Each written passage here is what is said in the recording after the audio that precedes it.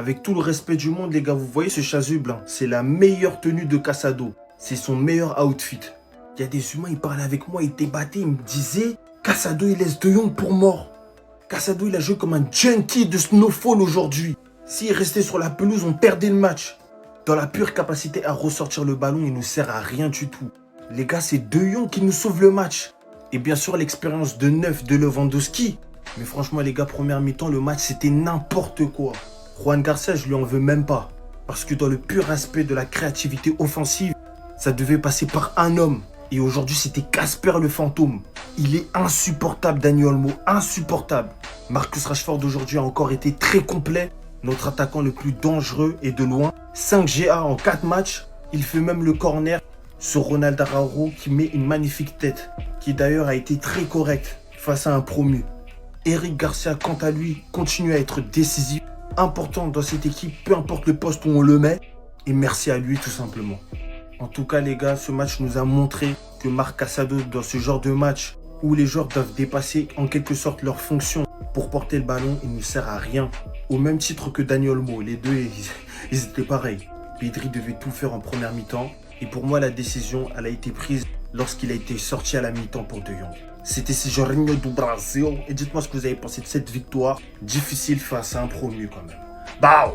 C'est tellement dommage pour Oviedo. Ils étaient pourtant bien partis. À la mi-temps, il y avait 1-0 pour eux. Juan Garcia, sur une grosse erreur à la mi-temps, les a offert ce magnifique but. Le gars, il fait une sortie et il se retrouve entouré par des joueurs d'Oviedo. Casado se retrouve à sa droite et demande le ballon dans les pieds. Il a raté sa passe et il l'a mis à côté. Et là, bien évidemment, le ballon est récupéré par le joueur d'Oviedo, Reiner. Il l'a mis dedans. À ce moment-là, j'avais un petit espoir pour Oviedo parce que ça jouait bien, ça défendait bien. Ce que j'ai bien aimé chez eux, c'est qu'ils sont venus sans complexe face au FC Barcelone. Ça jouait haut, ça pressait. Et malheureusement pour eux, en face, c'était lui l'entraîneur, Hansi Flick. Parfois, j'ai l'impression qu'il s'amuse avec ses adversaires. La plupart de ces changements, lorsqu'il perd, sont des changements qui ramènent la victoire. Frankie de Jong rentre en jeu à la place de Casado à la mi-temps. Casado qui a vraiment pas été terrible aujourd'hui, lui et Dani Olmo. Dani Olmo, de toute façon, maintenant, on a l'habitude. Je vous avais dit quoi la dernière fois? À chaque fois qu'il fera un bon match, le match d'après, ne comptez pas sur lui. Ah non, non, il sera pas là, il sera pas bon. Frankie de Jong rentre en jeu. Et là, d'un coup, Pedri est beaucoup moins seul. Lui qui, pour moi, faisait presque tout en première mi-temps au milieu. Et sur une belle action du FC Barcelone, on a Araujo qui se retrouve sur le côté gauche. Ah oui, le gars, il est devenu un ailier. Il prend le ballon, il accélère, il lâche en centre. Ferran Torres essaye de la mettre mais il rate.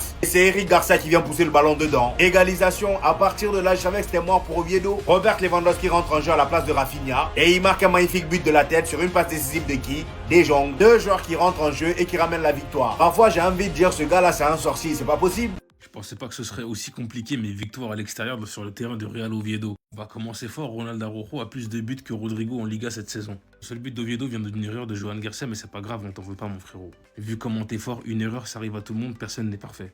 Rashford de plus en plus confiant, il me régale de fou, ses 6 goals assists sur les 5 derniers matchs. Qui d'autre que lui peut mettre un but aussi chirurgical à 37 ans les gars? Quel but magnifique. On a retrouvé le Eric Garcia hyper offensif de la saison dernière, qu'est-ce qu'il est fort. Il a d'ailleurs été nommé homme du match. Et lui, il pensait que j'allais pas parler de lui, mais il est fou, quoi. Dani Olmo, c'est très très dur, les gars. Arda Güler, il est meilleur que lui cette saison, carrément. Si on oublie le jeu au pied de Ronald Araujo, les gars. Aujourd'hui, c'est un but, une passe D et très solide en défense. On ne peut que le respecter parce qu'il là, il revient en force, comme il le disait. Et nous, les Barcelonais, c'est tout ce que l'on veut. D'ailleurs, aujourd'hui, c'était la 50e victoire de Hansi Flick avec le Barça. Respect, tonton.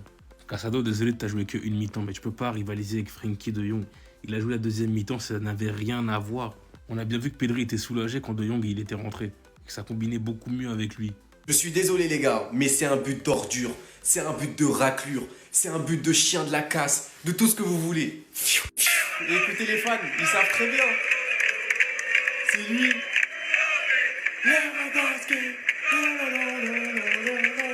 Hansi Flick il le sait, Lewandowski est important, c'est le meilleur dans la surface. Il rentre à la 65e, on est en galère, but à la 70e. Qu'est-ce que tu veux lui dire? Ce mec-là, c'est une légende vivante. Je suis désolé Ferran Torres, t'es très bon. Mais ce gars-là, il est au-dessus. Il est un cran, deux, trois crans au-dessus. Pareil, Frenkie de Jong, c'est un cran au-dessus de Casado. Je suis désolé pour Casado, les gars, mais il va tranquillement aller s'asseoir sur le banc de touche. Parce que l'entrée qu'il a proposée aujourd'hui, laissez tomber carrément. Pareil pour ce gars-là, quand il est gaze, faut le dire. Quand il est bon, faut le dire. Aujourd'hui, un but, une passe D, solidité défensive. Mais de toute façon, je savais déjà qu'il allait faire un gros match. L'attaquant d'Oviedo, là, c'est un mec qui est dans le duel, c'est un mec qui est dans le combat. C'est exactement ce qu'il lui faut. Face à Araujo, il allait pas bouger. Donc tout simplement, les gars, merci. Dites-moi vous en pensez en commentaire, les gars. N'hésitez pas à vous abonner, vous êtes des bons de nous. On avance. Et je vais te revoir l'action. Bon là, il est trop fou. Eh ben, je m'en fous. On a pris un but, il est parti en cacahuète, Johan Garcia. Guettez où il est. Il y a 4 défenseurs derrière lui. Mais moi, c'est pas ça. C'est qui notre gardien? Qui es-tu? C'est même dans sa dinguerie. Dites-vous, il est sorti. Avant de faire cette passe catastrophique à un fantôme, allez revoir l'action, s'il vous plaît. Il est sorti. Sombrero de la cuisse du genou. Derrière, il passe son corps devant le joueur de l'équipe adverse pour faire un contrôle délicieux pied gauche alors qu'il est droitier. Et derrière, il enchaîne. Qui es-tu?